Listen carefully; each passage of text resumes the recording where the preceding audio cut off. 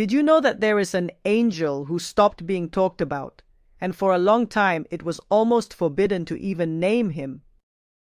What is the mysterious angel who, due to his great power, was confused by God? In this video, I am going to reveal to you who that angel was, what his function is, and everything you need to know about him.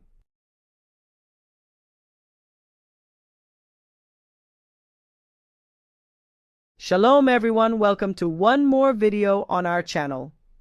Welcome. Today we are going to talk about the most powerful and most mysterious angel in history. He is none other than Metatron. And in parentheses, I'm going to say that although I just pronounced this name in a complete way for educational purposes to teach you what his name was, after this video, I am no longer going to pronounce the full name because according to the Kabbalistic tradition, one should not name the name of the angels without a specific need. I want to pause for a few seconds to invite you to the Co-Creators Academy on WhatsApp, where we are going to have completely unpublished materials. If you want to join the WhatsApp group, click on the link in the video description. Let's start with the meaning of his name. There is discussion about what his name means, but what is clear to everyone is that this is not a name in Hebrew. The Ramban Nachmanides, born in 1104 after the Common Era and died in 1270 in Spain, said that Matat means sent, which in Greek is matatar. The Ralbag, Rabbi Levi ben Gershon, in 1344, who died in 1344 in France, said that the word matat comes from matron, that is mother in Roman, in the sense of guardian. So one said the envoy, the other said the guardian. And there is a third opinion, that of the great Kabbalists, such as Rabbi Menahem, who lived in approximately 1600, said that matat means servant. Thus, envoy, guardian, and servant are some of the meanings of this mysterious name. The wise men of Israel, already in the Talmud, called Matat Sar Hapanim, that is, the minister of the face. The meaning of this adjective is that it is one that reveals the divine face. Face means revelation. The word panim, which means face, is the same word as the word pnim. Yes, it has the same root and they are spelled the same. The panim is the internal part. Something that is inside is pnim. So pnim is the internal dimension. Why? Because the face reveals what is inside a person. The expressions, all of that, is revealed in the face. So what Matat actually comes to do is reveal God in this world. Let's say that it carries divine revelation in it. We see this in the simplest sense of the biblical text. In the book of Shemot, the book of Exodus, chapter 23, verses 20 and 21, the following is written: Behold, I send an angel before you to guard you on the way. Yes, we said it meant guardian, do you remember? And bring you to the place I have prepared.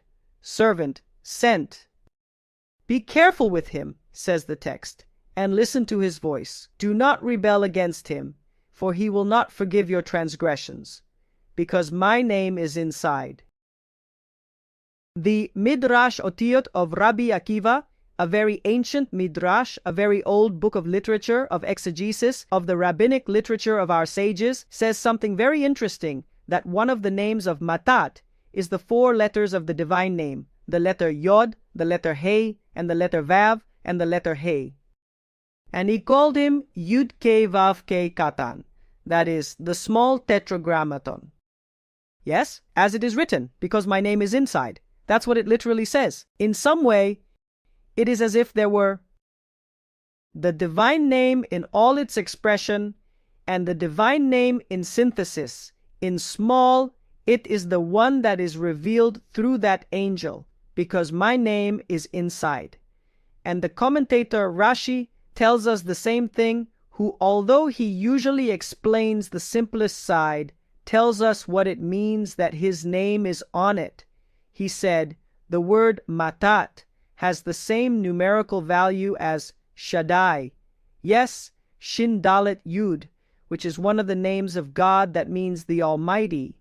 That is why he is called Sar Hapanim, the minister of the face, because in Shemot 33:14, when God tells Moses that he himself and not another angel will go with them, he tells them like this, and my face will go, and I will guide you, meaning, my face from there I will go. And commentators such as Rabbeinu Behaye say, what is my face? My face is Matat, Sar Hapanim, the minister of the face. So this is an angel that is not a common angel. It is an angel different from the others. This becomes even clearer when we read in the book of Exodus, also in chapter 33 from 2 to 4. The following says, and I will send an angel before you, and I will banish the Canaanite, and the Amorite, and the Hittite, and the Perizzite, and the Hivite, and the Jebusite. He will bring you to a land flowing with milk and honey, for I will not come up among you, for you are a stiff-necked people, lest I consume you on the way. And the text says that when the people heard this bad news, they mourned, and no one put their ornament on themselves. In other words, when talking about Matat, it was fine that this angel was coming. Why? Because my name is on it. But when he told him that he is a normal angel, that he would not go, he would send them an angel. The people were saddened and mourned. We have to ask ourselves what difference there is. They are both angels. No, no, no. Matat is not a normal angel like the others. Now we have to make an important parenthesis, because we can fall into the serious error of thinking that there are two gods or something similar, or two levels of God. And if you made this mistake, you won't be the first. Come with me to the 1st century of the Common Era. Rabbi Akiva and 3 other wise men were those who made mystical elevations to a place called Pardes. And he warned his companions, when we rise to that high place, do not say Mayim, Mayim. That is, waters, waters. Don't say waters twice. That is to say, although you may perceive some type of duality there, of seeing two things, do not fall into that error, because God is one, not two, never. However, one of them, Elisha ben Abuya, explains in the Talmud, in the tractate of Hagigah, page 14, that upon seeing the angel Matat sitting, while the rest of the angels were standing, since one cannot sit in the presence of God. When God is there, you have to get up. But he was the only one he saw sitting. Then he said, there are two authorities here, that is, two gods, two forces that dominate the world. And from that day, he became Elisha Aher, Elisha the other. Our wise men say that it literally means that he cut down what was planted, but that it is an expression to talk about someone who left the faith. So we have to be very clear about a difference between the divine essence, who is one and only, and the divine revelation that can be given in several revelations, such as there is one God, but he has different names, different revelations. This angel is the one who reveals the divine presence, the divine revelation here below. As the Maharal of Prague says, who says that the matter of Matat, if it brings into practice all the matters of this world, that is, the things that God does here in this underworld are through him. When it says that God himself made something and not an angel, we are talking about him. Somehow it bears the divine name. The word name in Hebrew is Shem, which comes from the word Sham, which also means objective. There I want to reach somewhere in some way the objectives of God. What God does in his world, he does through the one who bears his name, his objective within it. So that is something that we have to be very careful not to fall into the error of Elisha, who said there are two authorities, not two. God is one, not two, or three, or four. It is not something that is counted. God is one and only. He has revelations, and these revelations sometimes have a carrier. One of these carriers is called Matat. Since we have quoted Rabbeinu Behaye, he explains in Exodus 23:20 that what was said, that he will not forgive your transgressions, means that this angel even has the power to forgive sins. So he says, his authority reaches this point. But even so, God forbid, he is not at all comparable to the Creator himself, only a divine revelation here in the underworld. Yes, notice carefully that even so, with all his greatness in the Zohar, the angel Matat is called Nar, young man, and Eved, servant. Why? Because according to the Kabbalah, he is in charge of the world of Yetzirah. In other places, the Zohar says that he is in charge of the world of Beriah. In Kabbalah, there are four worlds: Atzilut, the world of the Sephirot, and the names of God, the world of divine revelation itself, and then there are Beriah and Yetzirah and Asiyah, which are the world of creation, of formation and action. Well, the Zohar says that on the days of the week, Matat is in charge of the revelation of God from the world of Yetzirah. And on Shabbat, which is the Shabbat day, the seventh day, the sacred day, the day on which God rested, the revelation that he carries from Beriah. So why is he called a servant? And why is he called a young man in comparison to the world of Atzilut, which is divine revelation itself?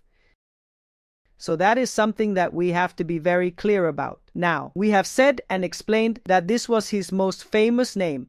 Yes, Matat, but the Midrash Otiot of Rabbi Akiva tells us that he has 70 different names and that he is also called by more adjectives. Does the number 70 ring a bell? The number 70 is the number of nations in the world, according to the book of Bereshit, the book of Genesis, chapter 10. The nations starting from the sons of Noah are divided into 70. It means that Matat carries the divine revelation through all that revelation here in the lower world also to all the 70 nations. Now let's delve into another important secret, and that is that in many ancient traditions, Enoch in English was the one who ended up becoming Matat. Let's understand this more deeply. How do we explain this mystery that a man became an angel? If you want to learn more, to go deeper about the image of Enoch, and what is written about him in the biblical text, I leave you a video so you can go a little deeper into it. Now, how do we explain that a man became an angel? Rabbi Abraham Abulafia, who was one of the greatest Kabbalists who lived in Zaragoza in the 12th century approximately, explained it this way. Hanoch, the son of Yered, used the force of Matat to understand the secrets. He connected with him to understand the secrets and what is written in the Zohar, that his body became like a torch of fire, teaches us that he stripped himself of his clothes, animal and natural, and clothed himself with a spiritual essence until he is as if he were Matat himself. He invested him with his strength, as if he were himself. And that's because of how much he achieved through it. That is why it is said in the books that Hanoch is Matat. But it doesn't literally mean that it is. According to Rabbi Abraham Abulafia, when we say this, it is not something literal, but a spiritual and metaphorical concept. The sages explain that Hanoch was the 7th generation of Adam, and that Enoch buried Adam. The Zohar says that this is a symbolism that he received a level of the soul called Ila Zehira, that is, the level that Adam had before sinning.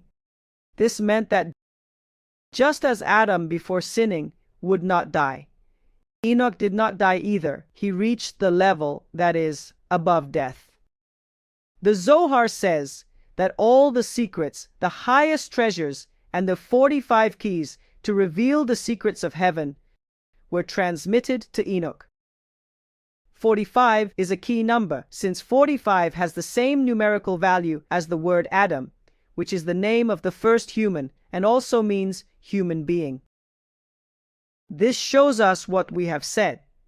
Through the 45 secrets, he was able to reach the level of Adam's soul before he sinned. The wise men also explained to us in another way the concept that Enoch was matat. They say that we see in the biblical text what has not been explained to us, that in truth there is a neshama above and there is the being below. For example, it is written of Abraham, Abraham, Abraham, or Yitzhak, Yitzhak, or when God calls Samuel, the prophet, Samuel, Samuel. All this repetition, the wise men tell us, is about talking about the superior being and the inferior being. Well, some of the wise men explain that matat is the neshama, Eliona, the elevated part of Enoch. From now on, from before, the lower part was Hanok. They explain this to answer a difficulty. Yes, because it is difficult to understand. Matat is an ángel who is before the creation of the physical world here, and Enoch was only born 7 generations later. How can we say that Enoch became Matat if Matat was already there? The only thing we are saying is that Enoch down here reached his higher soul, which was Matat, who already existed before. It is not that Matat was formed from Enoch. Still, we must understand something important. Although we are talking about someone who reached the level of an angel, Rabbi Abraham Azulai, one of the greatest Kabbalists, tells us, approximately 3 or 4 centuries ago, that although he became an angel, he had a lower level than the patriarchs Abraham, Isaac, and Jacob, and the level of Moshe, Moses. Why? Because they were the Merkava, that is higher than the angels, while the soul of man, especially of the patriarchs, at its highest level, can reveal the world of Atzilut. They, the angels, as we have said, Matat, which is one of the greatest, are in Beria, in the best of cases, or in Yetzirah. Up to this point we have revealed many of the mysteries of this angel, but here I have to give a warning. And the wise men of the Kabbalah tell us that there is a great danger in dealing with angels. Matat is not just an angel, it is a concept. We have said it has 70 names, 70 different revelations. He is also responsible in the world of Yetzirah for the rest of the angels. And many think that dealing with angels is something simple. The wise men of the Kabbalah tell us that we must be very careful with all types of spells on angels. Why? Because the angels are in the worlds of Yetzirah, and some of them in the world of Asiyah, which are the lowest worlds. The 4 worlds are divided by the amount of light and the amount of klipa'ah, husks of darkness, that are in them. In the world of Atzilut, there is only light. In the world of Beriah, there is majority light and very little klipa'ah, very little darkness. In the world of Yetzirah, there is half-half. And in the world of Asiyah, the majority is evil. When people begin to engage with angels, how do they know if they are connecting with the part of light or the part of darkness that may be or surround them? That klipa may have a lot to do with what I have inside, that is, with my intentions. If I want for myself, if I want selfishness, if I want and have pride even for people to see, to tell people the future, to connect or to make money, or for any other topic that is personal, what can happen, God forbid, is that my shells cause me to connect with the dark parts of the worlds of Yetzirah and Asiyah, in the best of cases, and that can do great harm to me on the spiritual level. That is why the wise men of Kabbalah say that our connection has to be direct with God in Atzilut, in His revelations in Atzilut, with the Ein Sof, directly with the infinite, directly because there is no evil there. There we only connect with true light. So, to finish, we have talked about the different mysteries around this mysterious angel. But why did they stop talking about him? Why? Obviously, this angel was adapted by different cultures as well, and was used to justify some doctrines in other philosophies that had nothing to do with the line, let's say, of Judaism. That caused a lot of controversy about it. So, as some took those concepts and confused them or used them to justify other things, then it was somehow automatically a concept that began to be left aside. But this does not mean that there is not a lot of light, that there is not a lot of light around all the concepts that exist around this angel. And if it were not so, the ancient wise men would not have revealed and told us so much about him. So, all the controversy is very interesting, all the conversation that exists around it, all the theological concepts, all the concepts of life that there may be about meditation, because the Arizal brings us some meditations through the name, but we have to do it in very specific and exact ways, as we have said, to avoid making mistakes. And with all this, I'm going to wait for your comments in the comments area. Tell me what surprised you the most, what you think about what we've said, and let's get into an open conversation here in the community, in our comments. If you are not subscribed to our channel, subscribe, because there will be many more videos on interesting topics, and they will also help us on a daily basis, not only informative, but also about personal growth. And if you are not